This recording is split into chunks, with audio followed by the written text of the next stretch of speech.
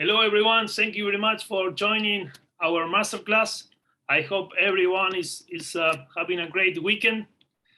Let's wait until most of the people join our masterclass. I can see some familiar faces, some friends, some clients. So today we are having people from the UK, from Australia, Canada, and the US. So welcome, everybody. I'm sorry for people who couldn't join today. Hopefully we can, I will be recording this so everybody can do a review of this information. So yeah, let's start with I will be sharing the screen so you can see our slides and also all the documents that I shared with you by email, right? So let's start with this. This one. Okay, perfect.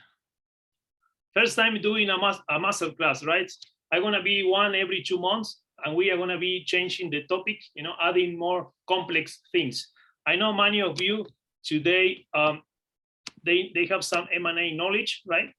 But some of you are just starting on this topic, so I will be adding some basic information, basic terms, and also I will be doing more complex, things, right? So why I decided to do this masterclass, because most of the physical events right now is difficult to attend. It's difficult to do a conference in person. I'm a people's person, so I discovered this way. Doing a Zoom masterclass is a great way to share M&A knowledge, right? To share M&A insight. So this was the reason why I decided to do this this masterclass. And I also really enjoy to connect with the global people, and it's the best way to do a global event, right? Easiest way. So yeah, I will introduce myself. If you don't know me already, I'm a private investor, M&A expert, and a global citizen also. I really enjoy traveling around the world. I visit the US 2 months per year, the UK also another 2 months. Also, I'm based in Georgia. I don't know if you know that country. It's close to Armenia. So I have one of my houses are there. And also I spend the summertime in Argentina, where I'm originally from, right? I born in Patagonia. I studied international commerce here, and then I moved to the UK. I spent 6 years in the UK with the rainy weather, right? And then I decided to be more like a digital nomad, traveling around the world with the computer and trying to close deals on the phone, right? I just go and close deals sometimes for physically when I do the site visit or when I do the due diligence, right? So this is a bit of myself. Also, I invest into startups, 2-3 startups per year. I don't put much money, just 20K to 30K per startups, because it's kind of a lottery investing in the startups. 1 in 4,000 will succeed, right? So I think it's better to start a business that it's better to buy a business than invest into a startup. Totally agree with that. So let's start with the basics, right? So M&A, what is M&A? M&A stands for merger and acquisition, which is the general term to describe a consolidation of companies or assets, right, through various types of financial transactions. It can be, for example, mergers and acquisitions, consolidations. You can purchase the assets. Also, you have the management buyouts and management buy-in. If you don't know any of those terms, no worry about that. I'm gonna be sharing my email at the end of the masterclass, and you can at any time send me an email with all the questions that you have. Also, the leverage buyout, which is the most common right now. Leverage buyout means we're using the company target asset as a collateral to raise funds and to acquire deals, right? So most of the time, all the deals that you see on the newspapers, on all the blogs, are LBOs, right? The private equity firms, private investors, family office, they're using little to none of their own money, right? So they use maybe 5% or 10% of their funds, and 90% is leverage, right? So this is leverage buyout. So let's speak about the mergers and acquisition types, right? We have several types of M&A types. So I will describe only 3 of them, and also I could talk about reverse merger, SPACs, or IPO. But the focus of today is to speak more about private acquisitions. Not going to be explaining much about public thing. I think I'm gonna be doing another masterclass for public deals, right? Reverse mergers, IPOs, and SPACs, which I'm currently So this is a horizontal one. Is a merger between two companies that are in the same industry, right? Or synergetic one. This is horizontal acquisition. This is one of the types, mainly times, right? Then you have vertical ones who are in the, when you are acquiring, your company is acquiring a supplier, for example. This is called vertical M&A type. And then you have the conglomerates, which is the opposite of the horizontal. You buying companies in different industries, right? This is a conglomerate one. So these are the three main M&A types that you have at the moment. But of course, you have reverse merger. When a private company acquires a public company, this is called reverse merger. When you can do absorb asset and all these public things. And then you have special purpose acquisitions, which are public thing, right? And also IPOs. It's a great way to exit an IPO for business owners who don't have a succession plan. And when it's difficult to sell a company, you can do an IPO. If you want, we can go in depth with that, but I think I will leave it all the public things for the next one, right? So let me check out the setup here to put in silence. I don't know how to put in silence all the participants. I don't use much this one. So let me see. Security setups. Okay. Silence everybody. I think everybody's on silence, right? So okay. So yeah, let's talk about developing an acquisition strategy. Right? Why is important to develop an acquisition strategy before you going out and start doing the deal hunting? Right? Why is important? For me, you need to know what you're looking for, and also what is your strategy behind buying a business. It's very important to understand the strategy. Right? The strategy could be, for example, expand product line or gain access to a new market. Right? For example, to give you two examples: expanding the product line or gain access to new markets. And then after you have a clear strategy, setting up a proper acquisition criteria. Right now we are talking about buy side, think of the M&A, not sell side. In the next chapter, so later on we're going to be speaking about exiting and sell side. But right now we're going to focus on buy side. Let's think that you are buying a company, setting up an acquisition strategy and acquisition criteria is very important, right? So determining the key criteria for identifying potential target companies, for example, you need to put into your acquisition criteria. For example, I'm going to give you my personal one. What I do when I set up an acquisition criteria, I set up the industries that I am targeting, the asking price, and the minimum EBITDA that I'm looking for. Why I'm doing an acquisition criteria? I'm doing this because I want that the broker or the seller or everybody out there knows what I'm looking for. Right? And also I will add this information from the acquisition criteria example that you can see here. I will add it to my pitch deck presentation and also to my website. So everybody knows what I'm looking for. Right? So for this, it's very important to setting up your acquisition criteria. In my example, here you can see manufacturing companies with a 1 million EBITDA minimum, and I buying at four multiples EBITDA maximum. Right?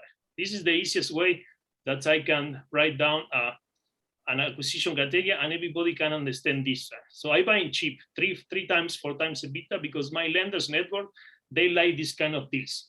So I buy a cheap price. So this was acquisition criteria, which I recommend you set up your acquisition strategy and criteria before you start the deal hunting.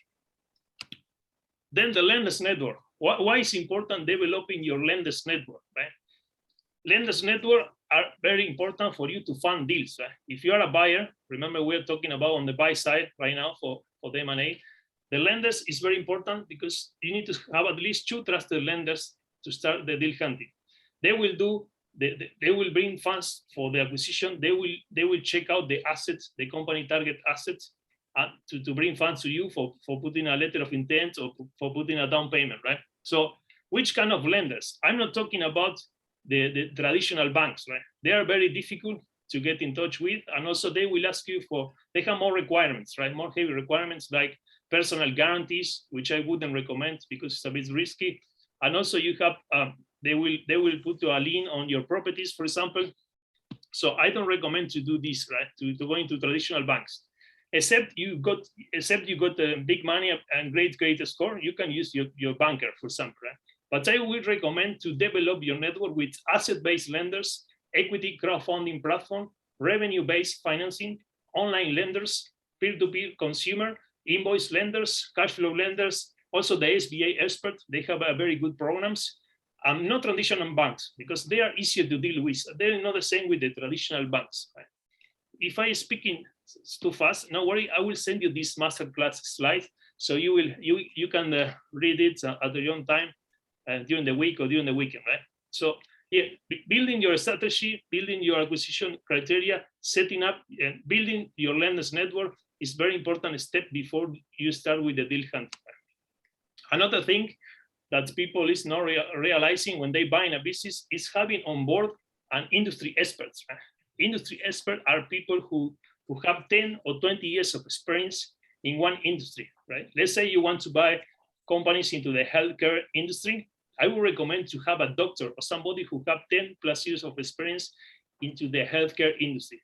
If you have no clue about healthcare and you go to the bank or you go to the lender or you speak with the seller, you won't have any credibility, right? They will say, why are you buying healthcare? You are not a doctor, you have zero clue about this industry. Then even though you have the money, you have collateral, they likely are not gonna sell to you, right? Because they're gonna look at you as a financial acquirer, right? So I would recommend to put somebody with 5 to 10 years of experience into your board, right? You can find them on non-executive director associations, on the chambers of commerce, right? You can monitor social media hashtag, for example, if you want to find experts. Of course, the experts want to get paid, right? If you include an expert on your board, how they're gonna get money, right? So normally you will use them for putting them into the pitch deck, putting their CV into your website, but also they wanna get paid. And the best way to get paid is giving equity away, 1 or 2% of your SPV or your LLC or a limited company if you're in the UK. You give small equity, 1 or 2%, or you can pay a fee for joining an annual general meeting, right? To the board expert. For this, I think it's really important to develop the network with industry experts. Sometimes when you develop in your acquisition criteria, sometimes you can have 2 industries, not buying one. Let's say you're buying manufacturing companies, engineering one, healthcare, warehousing, logistics. Always is good to have an expert for each industry, right? Also, you can edit your pitch deck and your website when you're pitching different kind of investors. Also, another thing which is important with the industry expert is the lender want to see that you have industry knowledge or somebody in your board. Another thing is your bank want to see that you have, industry knowledge, and the seller want to see that you have industry knowledge to keep the legacy of his company or her company. And also the investors, if you pull in investors, if somebody's co-investing or co-partnering with you, they want to see that they put in the money in somebody who really understands the industry, right? Let's say you don't have industry expert, you can find them online on non-executive director association, and also you can buy a market report or a market research in the industry that you're targeting. Let's say healthcare, you just go to statista.com or any other website, and you can just easily download a market report of the industry. So when you are in the negotiation table dealing with the seller, right, or the investor, you can speak about the top 10 players in your industry, right? You can speak about how much the industry worth, right? So for this, it's very important to have a industry knowledge and industry expert on board, right? I know some of you are sleeping. I don't want to see anybody sleeping, eh? So let's go with how do you increase your deal flow, right? Let's say you have an acquisition criteria already set up. You have already your acquisition strategy. You know what you're looking for. You have the lenders. You got the money. You have the investors. You have industry knowledge. You really know your industry. How you get deals? How you start getting increasing the deal flow, right? So then you have different ways: off markets and through brokers, right? Also, you can do starting with your inner circle, asking, to professional network. You can ask to the suppliers or your clients if they want to exit, for example. You can hire an M&A trained VA, a virtual assistant, right? You can hire them for doing deal hunting online for you. So if you're a busy business owner or if you're a busy person, you can hire a VA always to do the deal hunting for you. If you need a script for that, for reaching out potential seller, I could send you also, no problem. Also pitching your competitors, maybe some of them, they want to exit. Also is good, also pitching your competitors. Of course, some of them, they don't really like you, I think so, because you are competing with them all the time. So, but also it's good to contacting with them. Then you can go through online listings. For example, most of the deal makers that I have as a client, they use bidbysell.com or writebid.co.uk. If you're in the UK, I find deals there. Also, you can use MicroAcquire for IT deals or software as a service, right? Direct marketing, you can do also, you can do advertising. One of my clients from Germany, he sent out 1,000 physical letters to business owners in one specific industry, chemicals, right? And he got like a 6 letters back, 6 message from out of 1,000, not much, but at least he got 6 good leads, good potential sellers, right? So sending physical letter sounds crazy, but some people is doing it and it's working. Some people also use search engine ads, advertising online. You can use LinkedIn advertising to find deals. You can use Facebook advertising, Google ads, different kind of advertising. Of course, it's not cheap way to find deals because LinkedIn is not a cheap platform to do advertising. Facebook could be cheaper, but it depends the industry that you target, right? And where are the business owners hanging out, right? So display ads, I put it here. Also trade shows where specific industry experts are joining every year. It's good to go to trade shows in your industry that you're targeting. And then my favorite one is finding deals off market, right? How do I find deals off market without being listed online on any site, without having a lot of competitors? What I do is kind of simple. I have a VA company. I don't know if you know that, 24 employees from Latin America. So what they do for me is they know already my acquisition criteria. So what they do is they target consultants, experts, lawyers, and accountants in my industry, right? So let's say I'm buying tracking companies in the US, and they will start searching for all tracking logistic experts, and they will send a script asking them if any of their clients want to exit, right? This way, I'm getting off-market deals, contacting consultants, experts, accountants, and lawyers, no brokers, right? So these kind of people. And what I do for them is, listen, if you find me a good deal matching my acquisition criteria, I'm gonna pay you an introduction fee or a referral fee. Normally, I pay $10,000 to $20,000 for a good referral upon deal completion, right? After I close a deal successfully, I can pay 10 to 20,000. Or some people want to get equity, 1 or 2%, right? You could negotiate that.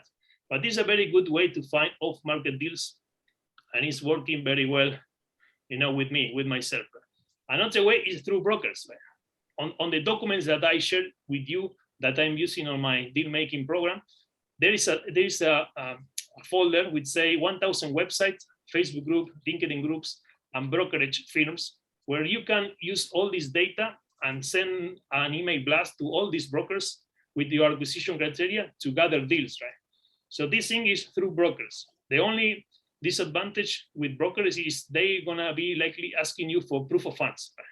If you don't have proof of funds, then it's convenient for you to go and do off-market deals, right? Because brokers will say they are gonna be pre-qualifying the buyers, they want to see you got the money, and they will ask you proof of funds. In my case, what I do for my clients, I provide a $5 million commitment letter from my trusted lender, a soft commitment letter. So sometimes we can use that soft commitment letter as a proof of funds to then start gathering the financials from our company target, right? This is what I do. So I think, my favorite one is off-market deals. Right now, I know how to deal with brokers and off-market deals. So either way, for me, it's fine. If it's matching my acquisition criteria, I'm gonna be happy with it. I'm gonna spend some time on analyzing. So another ways for deal flow, I put it deal flow because I believe a lot of people is struggling to find good deals, right? So I want to give you a good insight about how to find your perfect deal or your motivated seller.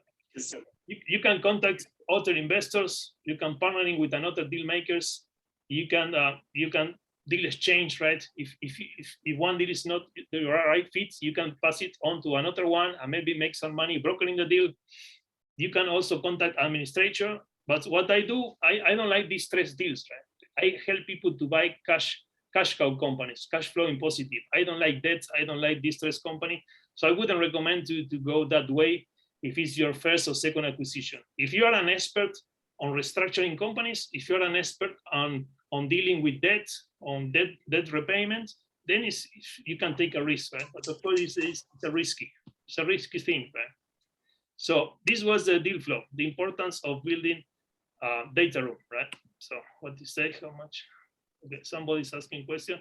I will share my email and then, so what to say, Vicenzo say how much of a fee and what percentage you pay for a deal to purchase. Yeah, so all these questions I will send you an email, don't worry. Yeah, so the importance of building a data room. Right? This is very important for me, and I will tell you why so many business owners and buyers have no clue about this.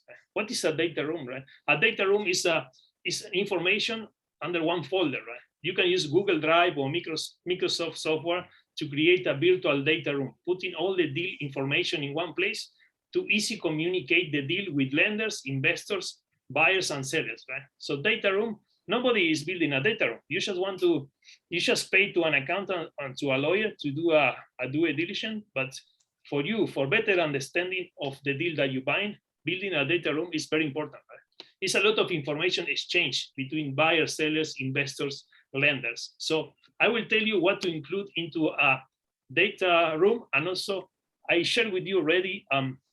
What is called a data room template, right? So you just fill out all the documents and you can build your own virtual data room. So for me, it's important to include into the data room all the marketing materials from your company targets, right? Once you sign an NDA, you gather all the information from the broker or from the seller, start adding all this information into a virtual data room. Because normally the sellers, when they sell in a company, they don't really prepare their company for exit. They normally hire a broker or they hire some consultant to sell their company, and they don't have a proper data room organized, right? So sometimes you need to do that work, and also it helps you to fully understand the deal that you buy, right? So marketing materials, all the marketing materials, you can put it in one folder. Also, you can add all the financials and tax information, all the balance sheets, profit and loss, tax return, all this information in one folder. I would recommend to put all these tax return, balance sheet, and profit and loss, the last 3 years at least. Why the last 3 years? Because most of the brokers, most of the lenders out there, they want to see the 3 years, the 3 latest years, right? So you will need to have them in place to share with the lenders or with the investors, right? Also to make a company evaluation.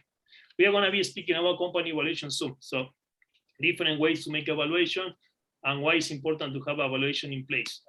So yeah, the legal documents also. So we say already marketing materials, financial and tax information, legal documents, all the contracts with the clients, everything related with legal, you should create a folder for that. Also human resources, you want to know the key people who is working for the company targets, putting all the information there.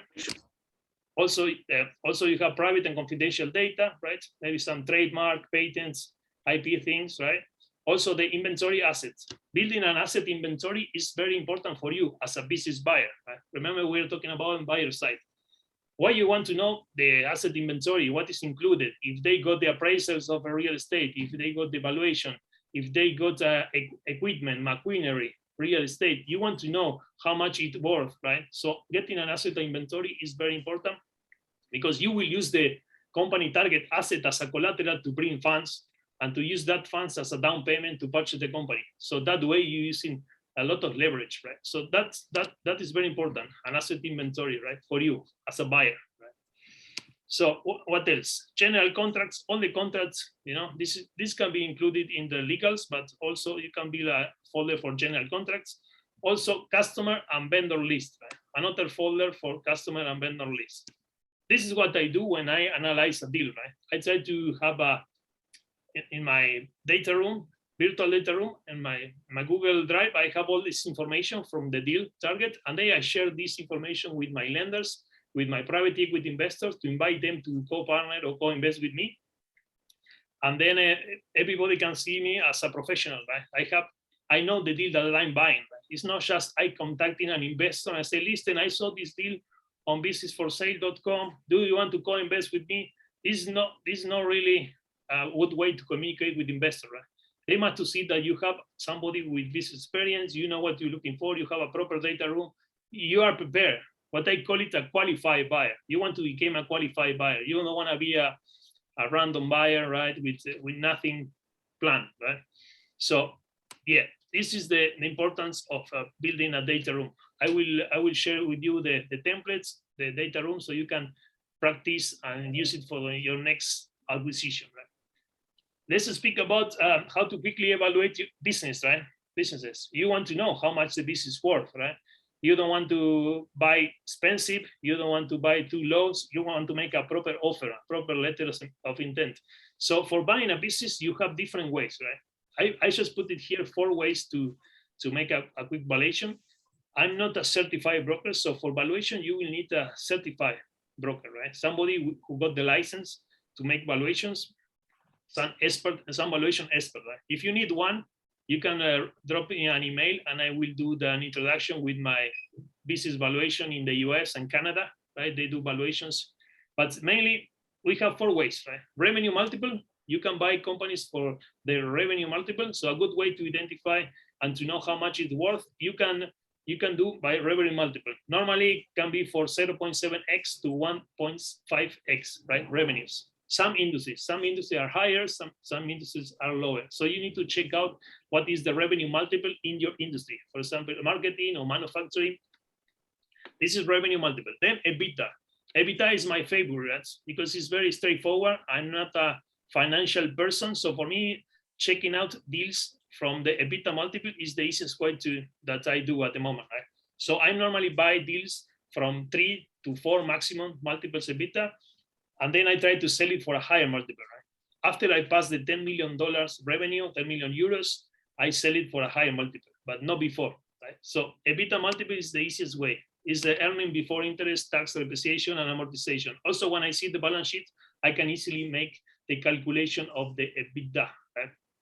So these 2 ways are very, you can quickly analyze the deal, but of course you will need a qualified business valuator, right, for this. Another 2 ways are earnings multiple, right? So earnings multiple, you just calculate the earnings for the multiple in your industry. And another way, more complex, is doing a discounted cash flow analysis, right? I found a few online, a few NPV, net present value calculators online. If you Google NPV calculator, you have a lot of tools online to do it yourself. Also, at the end of the masterclass, I will show you one spreadsheet where it's a deal analysis spreadsheet, and you have a business valuation spreadsheet where you can practice how to value companies, right? You just input numbers, and then it will arrive to the valuation, right? So this was how to quickly evaluate a business, right? Any business, IT, physical, asset-heavy deals, asset-light deals. By the way, asset-heavy deals are the ones that I'm targeting at the moment, right? Asset-heavy deals. Why? Because they are easy to leverage. You know, if you buy in a trucking company with trucks, with real estate as an office, right? With clients, it's easy to leverage. You want to use the asset of the trucks or the real estate to bring funds as a down payment. If you buy in a digital marketing company, the only asset that you have is a bunch of computers and softwares and clients, right? The contract is the only asset, right? So I would recommend to buy asset-heavy deals if it's your first acquisitions. For me, a very easy way to check out if the deal is good enough, personally, is analyzing the balance sheet. If the balance sheet is more than 50% of asset, if you have 50% plus of asset, then it's asset heavy, and I really would like to investigate more that deal and spend more time and try to close it, right? Because the higher the asset, the easier to close the deal for me, right? Because you can get an asset-based loan, you can do different deal structures and creative ones, right? But also, I can give you an example of buying a cybersecurity company, right? For example, my client Rebecca bought a £6 million deal in UK, right? A cybersecurity company, and you say why? So what can you say? Asset light is not good. I'm not saying it's not good. It's harder, right? But in that example of the cybersecurity company, that company got contract with the army, with the government. So if you have a client like the government or the army, it's easier to leverage this kind of contract because you have cash flow coming in a very secure way, right? So this was how to quickly evaluate business and a differentiation between asset light and asset heavy deals, right? So negotiation. Why I put it negotiation into M&A masterclass, right? So I spent 2 years studying negotiation because I went crazy about this topic. I realized if you're good at negotiating, right, and doing good presentations, you likely gonna close a deal faster, right? So I spent 2 years going to Harvard Law University in Boston, right, studying with the best negotiators, with the best negotiation professors like Deepal Malhotra and Francesca Gino. You know, I studied with them 2 years in a row. I highly recommend to any of you to go there to do the POM program on negotiation from Harvard Law School. You're gonna meet a lot of CEOs, a lot of people from all over the world who want to get deep into the negotiation topic, right? So yeah, and this is, I'm just checking out the message, or no, because I'm getting some message. Okay, how to say bye bye.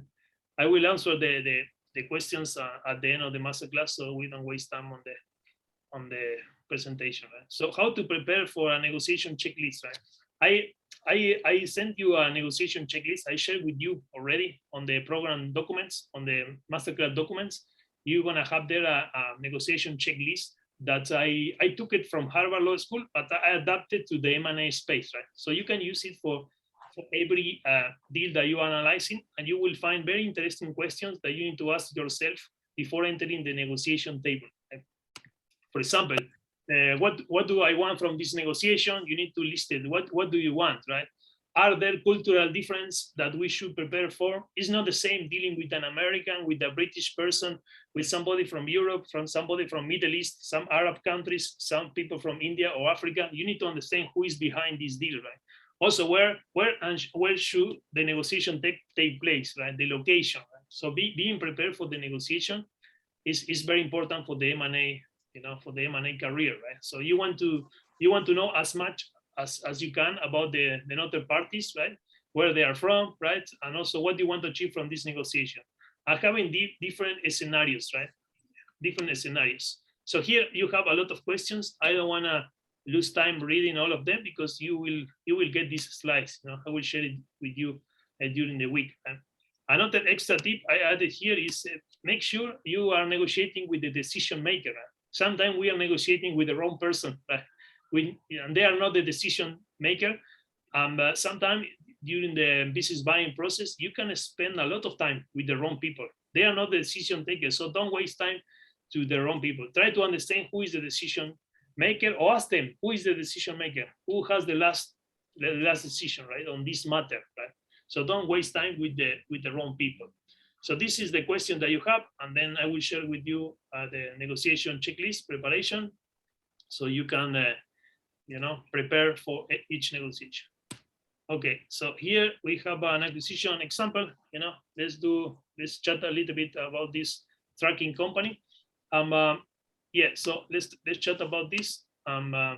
This acquisition example, I just put a tracking company I found online, right?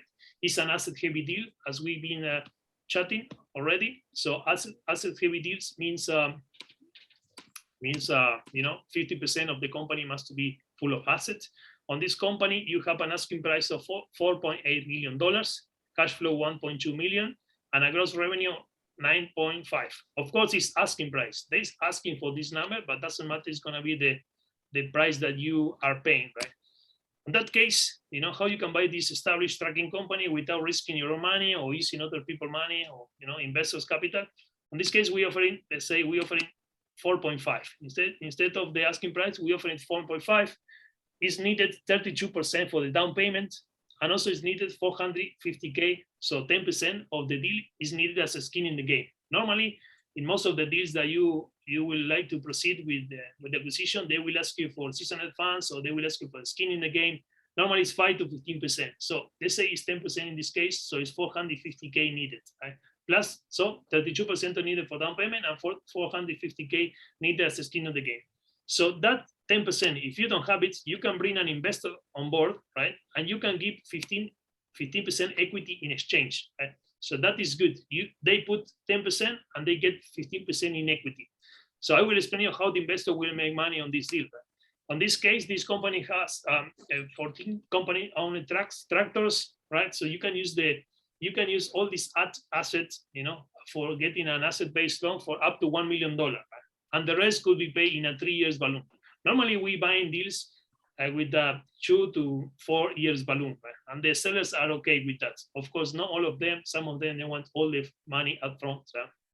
So this deal on this example is making 1.2 million per year, right? So which after paying debt service, right, you always need to calculate the interest rate of the loan that you're getting, and also, you know, the calculation for the debt service. Every quarter, every 6 months, or every year, you need to pay the debt service. Right? So also you need to calculate the investor dividends. So the investor will now get 15% on this example, and they will get also dividends. So buying this company, 4.5 million, and doing all of this, you know, needed, you can end up with 103K per year as a passive income. Why I say passive income? Because the way that we buy in business, and the way I realize is the best way to buy business, is buying a company, delegating the management, and then collecting dividends. You position yourself as a private investor, you collect dividends, the investor will collect dividends, and we are going to hire a CEO, or we're going to move up somebody from inside the company to become a CEO, with somebody who have at least 10 years or 5 years of experience running the same company, in this case, a trucking company, right? So this is what the numbers looks like, the final numbers, you know, purchase price was 4.5 million, and it's making 1.2 million per year. It was needed 32.22 down payments, so 1.4 million. Then the payments is in 3 years balloon, 3.2 million, you know, in a 3 years balloon with a 6% interest for our asset-based loan. Normally the interest rate for the loans can be from 5% to 11%. So cheaper 5%, 5.5, expensive 11%. Some people, I heard they pay 14%. Maybe some hard money lenders, or, you know, this kind of lender, I'm not using right now this lender, right? So in three annual payments of 1,077,000, you can close this deal, and the profit per year is 122K. You wanna end up with 122K, right? So, but 15% of that will go to the investor dividends. So the investor will make this money on dividends without doing anything. 18,000. I know it's not much, but he's making this money. So 15% annually, and your profit will be 103K without being involved into the management and without putting any money for closing this deal. Then we can go deeper on this and analyze the number, or you can ask me any question about this example. I have different examples, but I wanted to put trucking because I like trucking industry. It's very simple. The client, the contracts, the real estate, and the trucks, right? Very simple. So let's speak about the downsides of the M&A, right? What are the most common causes of this, right? Of the deal falling through, right? Most common causes of the M&A deals falling through are, for example, not conducting a rigorous Porter 5 analysis, right? It's very, if you study an MBA, you know what I'm talking about, Porter's 5 forces, right? If not, I want to send you a summary of what it's all about. Then not having, we've been speaking about this, having a board of members with zero industry expert. If you don't have some member on your board that doesn't have any clue about the industry, if you don't have zero industry knowledge, there is a problem. It's a problem for the investor, for the seller, for the broker, for everybody, because they want to see that you understand the company that you buy. So having a board member with the zero industry experience is a problem. Right? So overpaying for the deal. This is the reason we've been speaking about how to quickly evaluate deals, and why I recommend you to hire a certified business broker to do the evaluation, right? So you don't overpay. Another thing could be a poor due diligence, right? Let's say you hire your accountant. For doing a due diligence, you have 3 things to bear in mind, right? You need to hire a CPA accountant, you need to hire a transaction attorney, and you need to hire also a technical person, the one who understands about the technicalities of the deal, right? So what's happening if your accountant, the one you hire for the due diligence, they didn't provide all the tax return, they didn't analyze properly, and they couldn't find any hidden liability, then it's going to be a problem for you, and the M&A deal will fall through, right? So having a poor due diligence also is one of the most common causes of an M&A deal falling through. So another one is deal structure terms, right? The down payment, is stock, earnouts.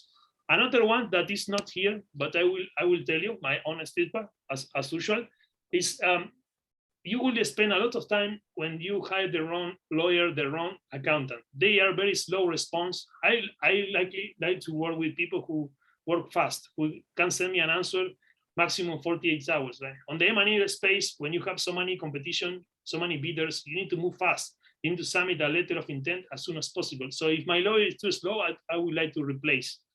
And this kind of things could be a cause of M&A falling through also. Very slow, your team is very slow, right? Another one I put it here is poor integration, poor acquisition integration, right? So having a good 100-day plan helps also to don't fall on this. Another one, poor assessment of the acquisition target culture, right? You need to understand the target culture, right? How the things are down here, right? So this is the target culture. So the better you understand these common causes, the easier it is to avoid them. So I just wanted to put here just to tell you the downsides of the M&A, right? Okay, here you have 6 ways to grow through M&A. Either way, you are a business owner or you want to be one, right? So you have different ways to grow via M&A, right? I just put it 6 here, but I could put more public strategies, but I think in the next masterclass, I will talk about public deals. Right? So you can do roll-ups, right? Roll-ups are very exciting thing, but I don't recommend for your first acquisition. In a roll-up, you need to convince 4 or 5 business owners in the same industry or synergetic one to merge and to set up a new entity under a new brand, and then you can go public, SPAC, or you can do different strategies. But doing a roll-up is more complex, right? But if you are very good at one industry, if you know many business owners in the same industry, and you are capable enough to do it, organizing this roll-up, I would recommend to do roll-up. But if it's your first acquisition, I would recommend to do one single acquisition only until you build confidence on becoming a great qualified business buyer, right? Another one is feed the machine, acquire early stage companies to fill your R&D pipeline, for example. Another one could be enter adjacencies. I want to tell you that this word is difficult to pronounce for me. Enter adjacencies, right? It's another way to grow through M&A. And then leverage strengths, right? This is another one, the number 4. Then you can accelerate access, merge with the like-minded businesses in order to gain access to new geographic or customer segments, right?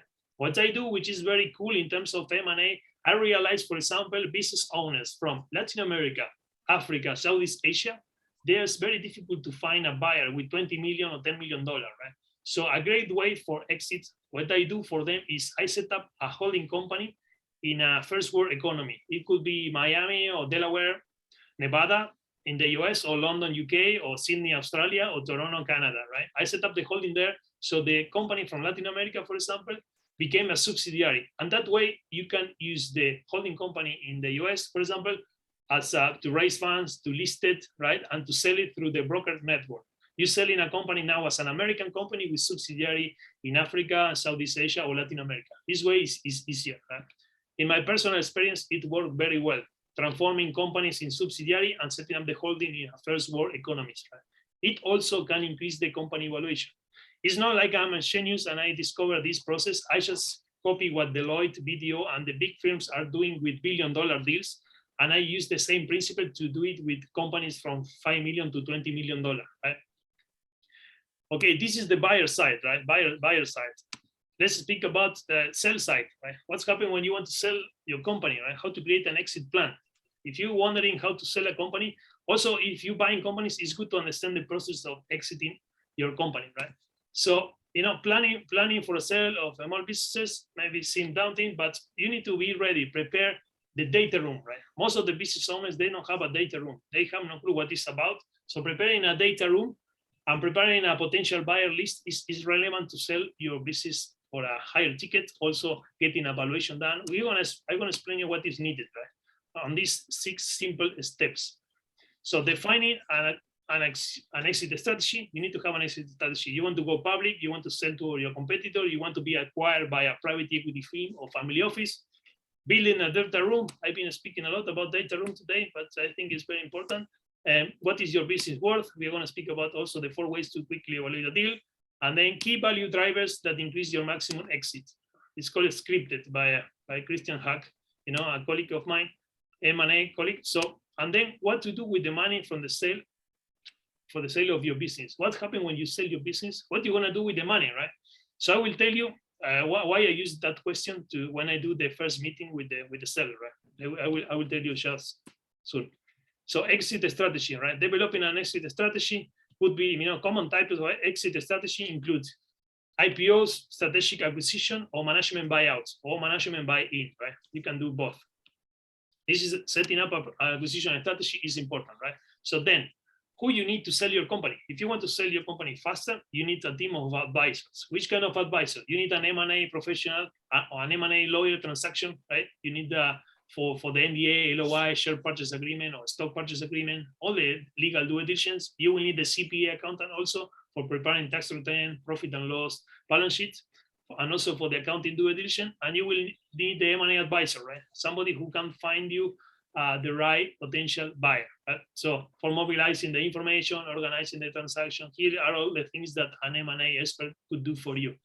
Also a tax planning expert. Right? When you're selling a business, most of the people don't think about what they're gonna do after I sell my business and how can I pay less taxes being selling my company. So I want to have a tax planning expert to discuss the tax implication of your estate, for example, or if it's better to do an asset or a stock purchase, what is convenient for you? Selling the company or selling the asset only, right? For tax purpose, a tax planning expert would advise you with that, right? So those 4 people I would include into the deal team and into the team of advisors if you want to sell your company. So this is the building the data room. I don't want to bother with you with this, right? So here below, you have a simplified checklist that will help you to create your data room. We've been speaking about this, and also I shared with you already a data room template to start building it. Either way, you are a buyer or a seller, right? You need to build a data room.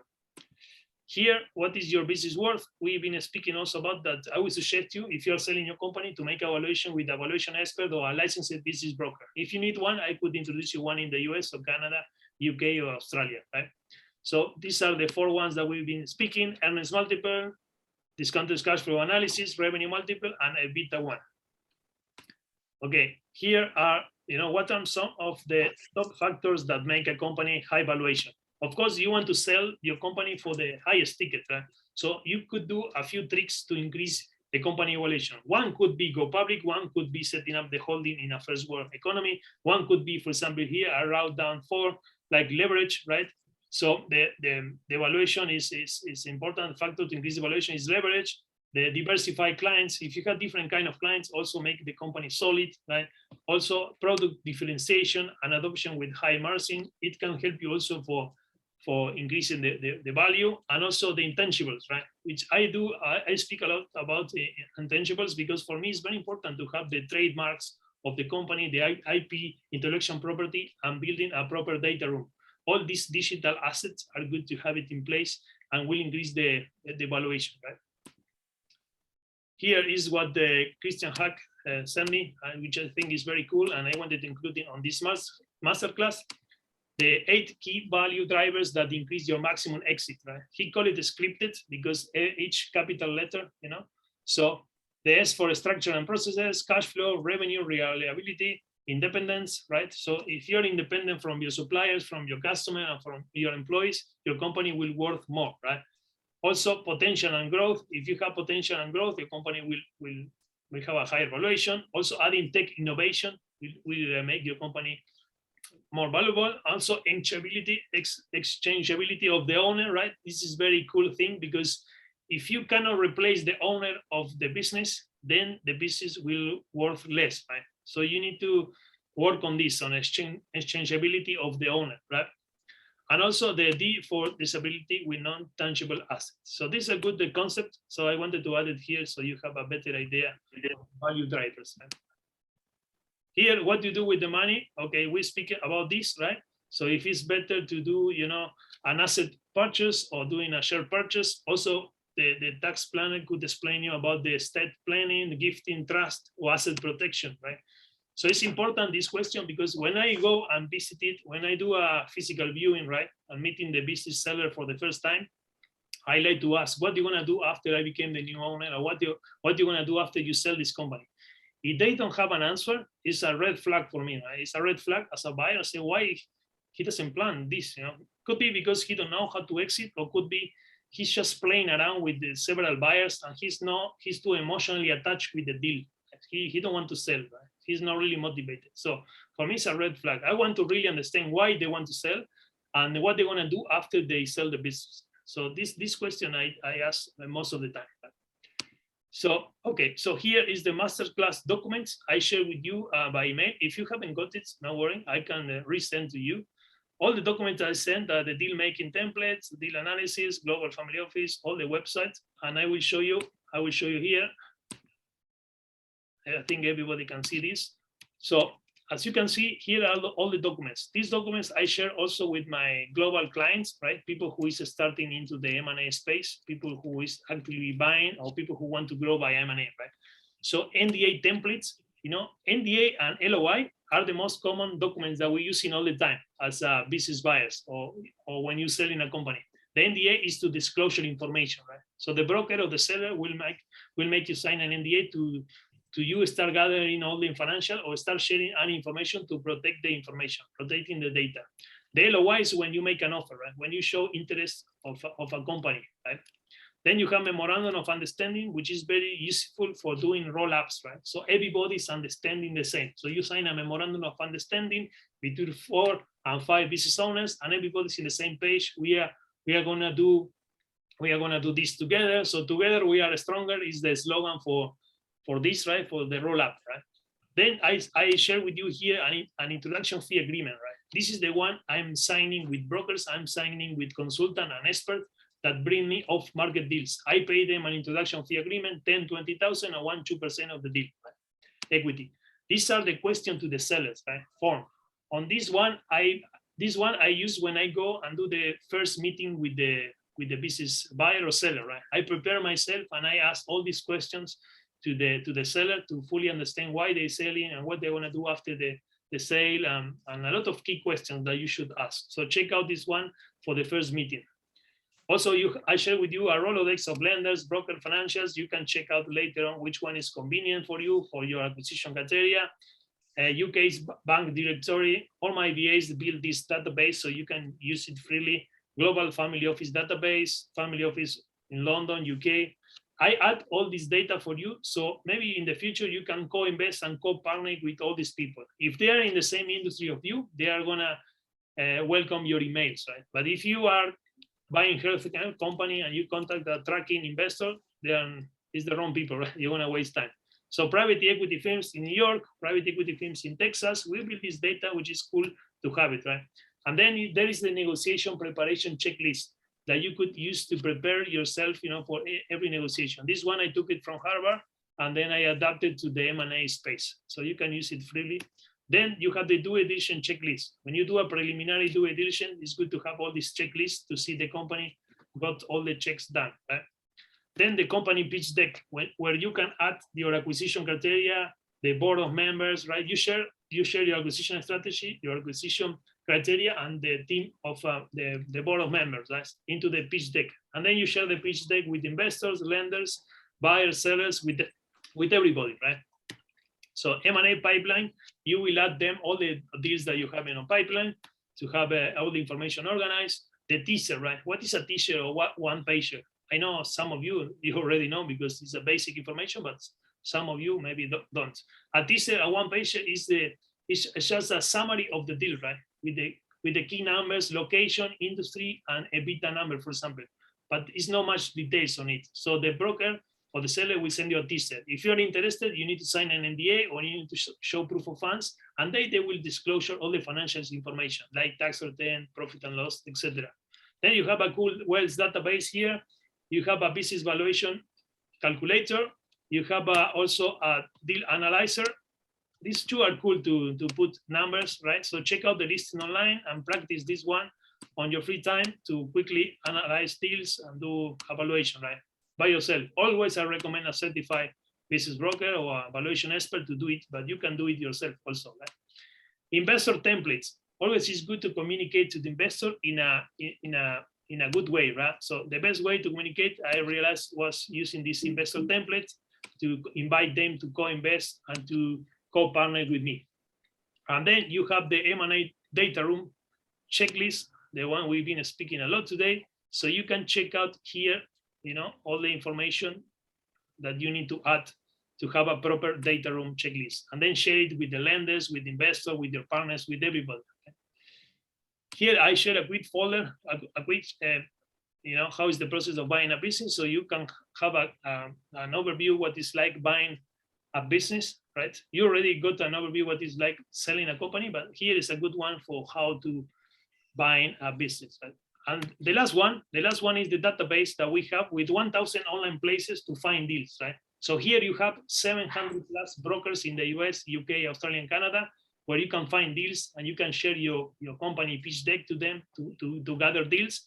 And also you can find all the Facebook groups talking about the M&A, Facebook group, LinkedIn groups, and social media groups, where you can also post looking for deals or post looking for exiting your company, right?